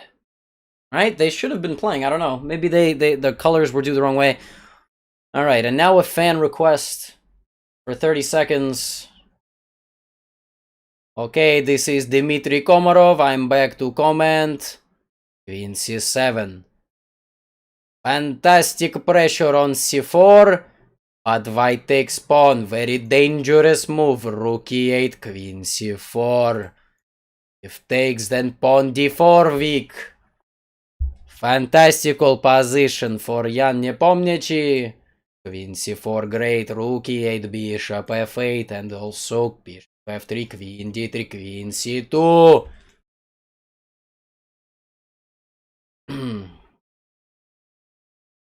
Somebody said I love your Norwegian accent? No. No. No.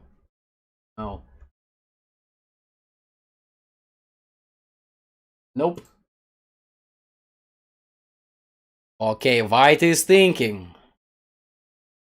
You guys are gonna... How about this? You guys know who this guy is?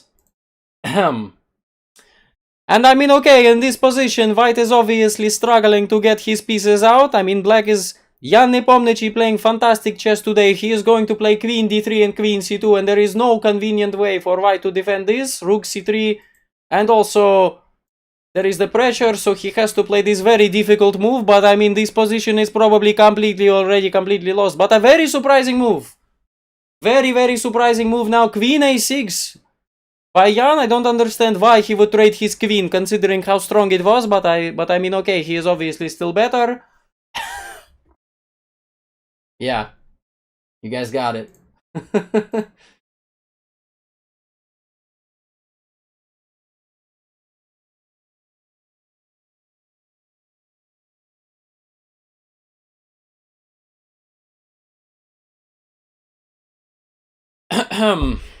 Yeah.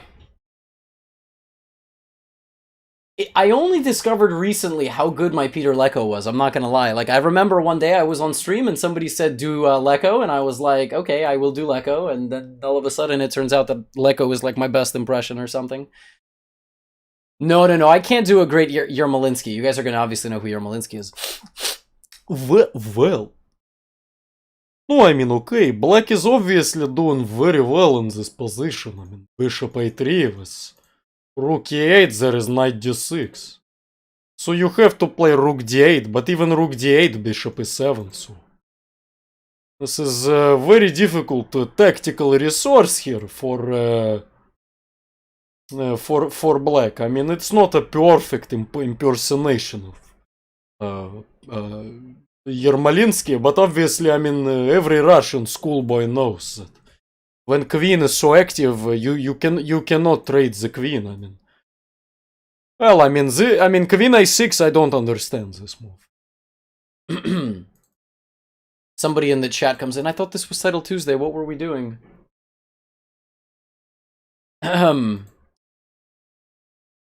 Is Grischuk trying to be cool, or is he born cool?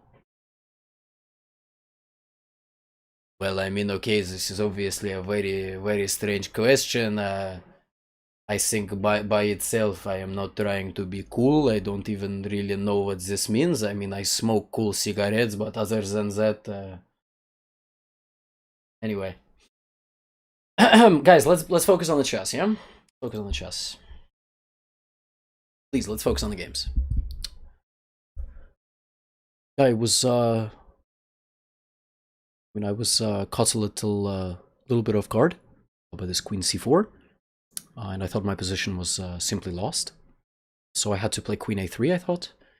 And then he actually, to my surprise, he actually traded the queens, and I was very shocked, and I thought my position after that would just be okay. And then he, luckily I had this tactical trick. I could play bishop a3, and I guess he just blundered bishop e7, and after that I'm just, I'm clearly better. So, then obviously, you know, the game was in my favor, but, you know, he's obviously quite upset, so he tried to play a little bit more aggressively, I suppose. I just knew that if I would just defend correctly, then simply win, and that's what I did. All right, please, let's go back to me. What's up, Lama? Give some love in the Twitch chat to our newest chess recruit to the directory. Yes, exactly. I was doing a lot of impressions. I'm ending with Caruana. But actually, just for a quick second, because I really like to do Peter Leko, we are going to go a little bit more high-octane. Rook AD1 is the final blunder by Ian Nepomniachtchi. Unbelievable. I mean, he is completely winning from the opening, and then he just blunders a ridiculous decision to trade the queens, and then after that he is completely lost, just losing immediately on the spot, and he will be, and Vladislav Artemyev is going to come back, and he's simply going to win the game. Okay. Please. Everybody relax. Everybody deep breath. I'm gonna get in trouble. Chess.com staff is gonna hit me up like, look man, you did, that was good. But next time, focus on the chess. We're named Chess on Twitch. We're not named Impressions or Voice Acting 101. Alright, so everybody just calm down for a second. That's a great move. Because he was gonna lose that knight anyway. So he gave that knight away and he won a pawn. Listen, guys. I would love to sit here for hours and do impressions with you. I'm better at being Peter Leko than Peter Leko himself. Okay, that is very funny. That's actually hilarious. Look, listen, guys. I can't spend the entire official show doing impressions, but all the impressions do happen right there on my Twitch channel. Gotham Chess there. And if you guys are on YouTube, I do have a channel. So, you know, you can go there, and I'm planning to make an impressions video. Like, put all the impressions in one place. I'm writing a script for it. It's going to be great. Like, I'm thinking of what to do it. Am I going to do it in, you know, interview style? Am I going to do it in game analysis? I don't know. But, listen, I can't spend all of the commentary doing impressions. But if you liked it, you know where to find me afterwards. Yes, I will absolutely break down contenders for the final round. 8 out of 9. Oh, this is gonna be tight, guys.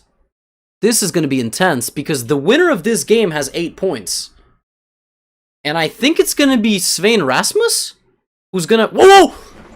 He blundered the pawn. Now it's gonna be Penguin. Maybe he was always winning. I'm not sure. Oh my gosh, Penguin GM sneaks in. And it's a 7-way tie for first with 8 out of 9. Yo, can we tweet? Hey, tweet. Who tweets for us? Go tweet. Final round, 7-way tie. Big money on the line. Let's go. We got Ian Nepomniachtchi, Nodirbek Abdusaturov, who should just win for having such a long name, Vladislav Mikhailovich Artemyev. We got Penguin in the chat saying, okay. I don't really know what that is. I'm tempted to read into it. What do you guys think he means by that? Let's jump into the players' minds, guys. Like, what does he mean? What does okay even mean? Like, what? I don't understand these grandmasters. They're, like, so dense with their, like, words. Ooh! This is how you... What did I just get into? This is like... A Godmator famously named a game like this like some harem or something on you. It was a questionable title, to say the least. A 4-queen game. This is intense. And now all the queens are gone. One remained. Who won the Penguin versus Nepo game? It looked like Penguin was pushing, but Jan managed to create like a beautiful little checkmate net. Alright, we just tweeted 80,000 people watching chess. Yo, come on, we got one more game to go. Someone, just, Twitter, easy. 7-way tie for first, going into the final round. And how many players total competing for a prize? Like 30? 20? Crazy. Let's go. Let's go.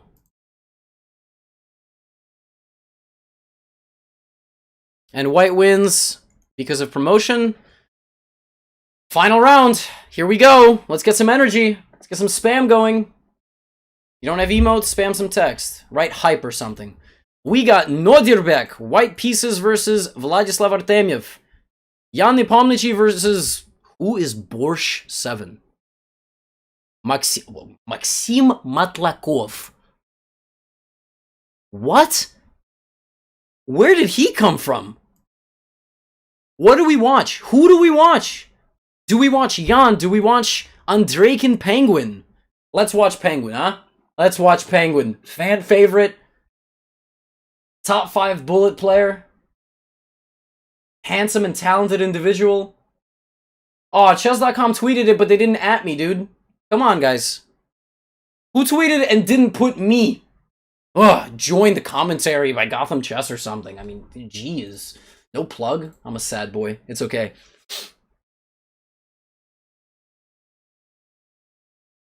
All right. Am I stupid or is that a rook? Wow. What is this? This is wild stuff. What is this? Dmitry Andrejkin going all in, sacrificing an exchange so that the dark squares are weakened, so that these 3 light squared pawns create a bunch of Swiss cheese in the position. This is an unbelievable game. This is theory? No, I mean, I figured it was theory, but like...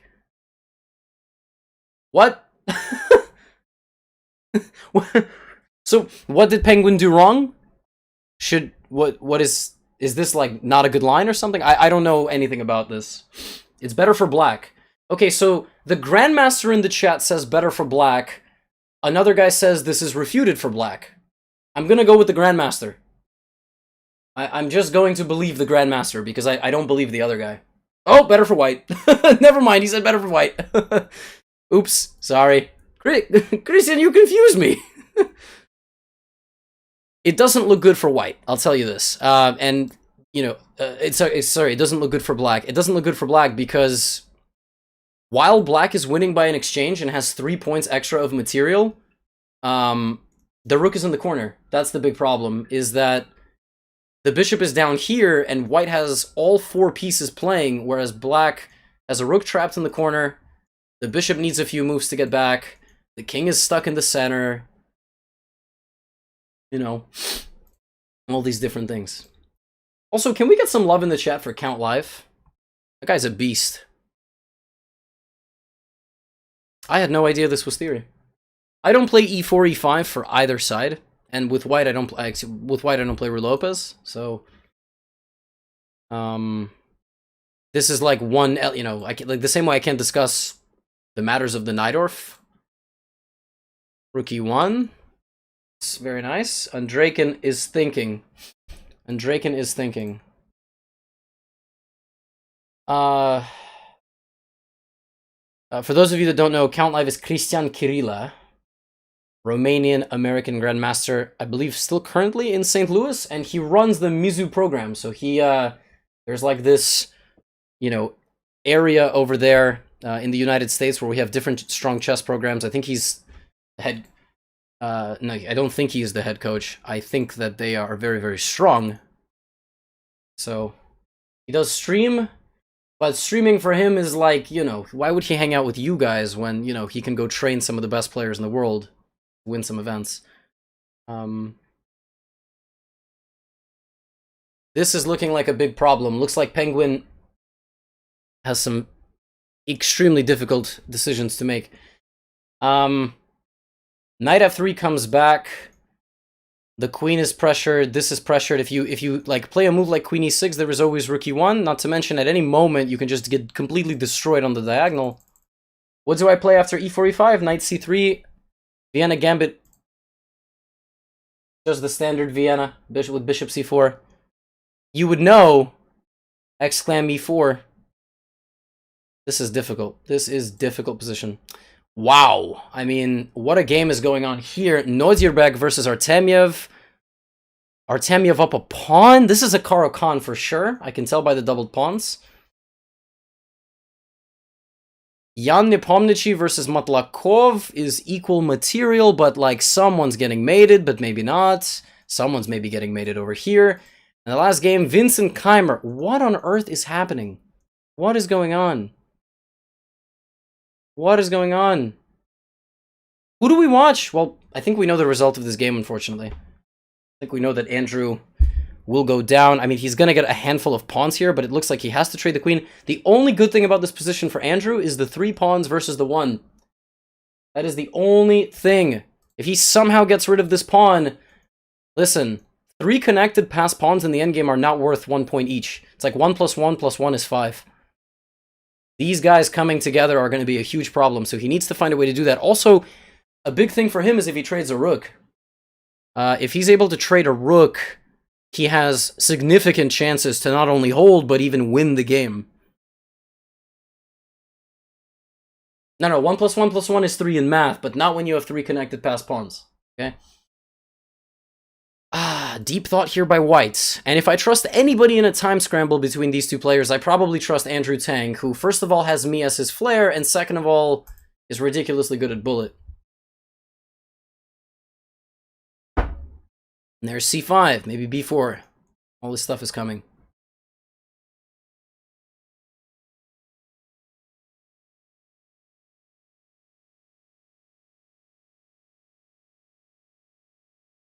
I do have a flair, yes, of course, it's the Harry Potter flair.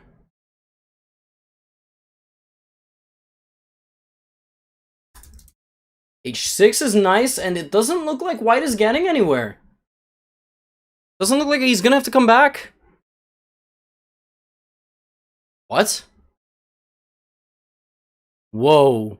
He takes. Rook b7. He takes again. There's no draw. The sacrifice doesn't work, and if bishop b3, you play c4. But the bishops are so powerful. This bishop is so strong. Rook e6 or rook e2? Uh-oh. The pawns are falling. Oh my gosh, this is looking like it's falling apart. Andrew Tang looking like he's coming back. Crazy. Absolutely crazy turn of events. g5. But the last time we saw Andrew in low time, he blundered a mating net. 2 seconds. The sacrifice in c2. Andrew's winning. Andrew is winning. He has more pawns. But he has to find a way to hold on to them. Rook c3 to take this guy. Is he not gonna win? Oh, he flagged! Dmitry Andraken lost on time! Okay, Andrew! Okay, Andrew! 9 out of 10? What a beast! Rook c3! I don't know what White was thinking about. I mean, just go for this position. It's like holdable. Completely holdable. What a turn of events. I don't even want to hold on. Jan is trying to swindle Maxim Matlakov. Man, guys, what do you have in a situation where 2 Russian GMs are trying to play a rook endgame? I wonder who feels more insulted. Sick game there from Andrew, providing quality. It's been a while. since we saw Andrew at the top of the Title Tuesday standings, hasn't it? I feel like Andrew is like always like there, but he's like maybe 8 points, but 9 out of 10 is amazing. Oh! And Vincent won? Vincent won his game. Completely unbelievable. I mean, this is a huge accomplishment. I mean, probably for my student Vincent Keimer, this is like probably his biggest accomplishment in his chess career. Getting a tie for first in a Title Tuesday, 9 out of 10 points. Fantastic result for my student. Probably, like I say, his #1 accomplishment in his life. So I want to give a big shout out to Vincent Keimer for all his hard work. I know when he is playing Bullet at 4 a.m. Before he is going to sleep, that he is putting in all of the, necessary preparation for these big events. Somebody in the YouTube chat said one of the nicest things about me, says, "You are a breath of fresh air for the chess community." Well, I mean, to be perfectly honest, I'm not so sure I can breathe fresh air considering that I smoke so many cigarettes, but... Anyway. Amazing stuff. So congratulations to all these guys. Nodierbek, Ian Nepomniachtchi, Vincent Keimer, 9 out of 10. Penguin GM1. When are you gonna get a level up, dude? Penguin GM2, Penguin GM3. I wonder. What a fun game. What a fun day. Today was great, honestly. Today was amazing. Like, so much quality chess, good fighting chess. And who is the final game of Title Tuesday? Guys, give a big shout out to these two. These two. They are the final game of Title Tuesday, the last one in May. The winners today will be splitting some very nice prizes. I have a graphic somewhere of their prizes. I don't... Do I have a graphic of the prizes? Let me try to pull up a graphic of the prizes before we go. Where's the graphic of the prizes? Here is the graphic of the prizes. So when there's a 4 or 5 way tie for first, I think the way they do it is they pool together all the prizes and then they just split them. So they chop it up, little bit poker style. So they will win hundreds of dollars. We are going to be rating. We're going to be rating Ian Nepomniachtchi. So we're going to be rating La Chess's Q. I'm not sure. He probably will go English. I don't know if he was streaming Russian or English. And yeah. Oh, big announcement. Big announcement. Ladies and gentlemen, in addition to Title Tuesday being every single week, next week, listen up. Oh, and John Bartholomew sending us a huge raid. Next week, Title Tuesday is going to be 10 rounds plus a knockout. So there is not going to be any ties. It's going to be 10 rounds of Title Tuesday action and then a knockout and $2,500 worth of prizes. Not $1,600, $2,500. That's $900 over $1,600, which is like a lot of percentage. It's like 60% or something. 60% increase in the prizes, quick math. And 4 Speed Chess Championship spots on the line for a Grand Prix. What? What? Oh my god. Oh my god. And this is why you guys tune in on a weekly basis, because we always keep you on your toes. All the best chess content happening here. The point system is going to be announced this week. I got insider information. I don't know where I'm getting this from. I mean, I might just be lying to you, literally. I mean, I have the airtime right now. I have the entire Chess.com channel to say whatever I want. And it's over. The final game has ended. If you enjoyed the commentary today, you want more of me, Twitch, YouTube, you guys know where to find me. I'm Gotham Chess. And if you enjoyed the show, stick around because we're going to be sending all the thousands of you on Twitch, not anywhere else. So, come here. We're going to be sending you over to Ian Nepomniachtchi's stream, and he's going to be playing some Blitz and maybe some Bullet. I don't know, but he's obviously, top 5, top 10 guy, not just on Chess.com, but also on planet Earth. And I think that's all for me. I will be signing off. We are sending the raid. Have a good rest of your Tuesday, everybody.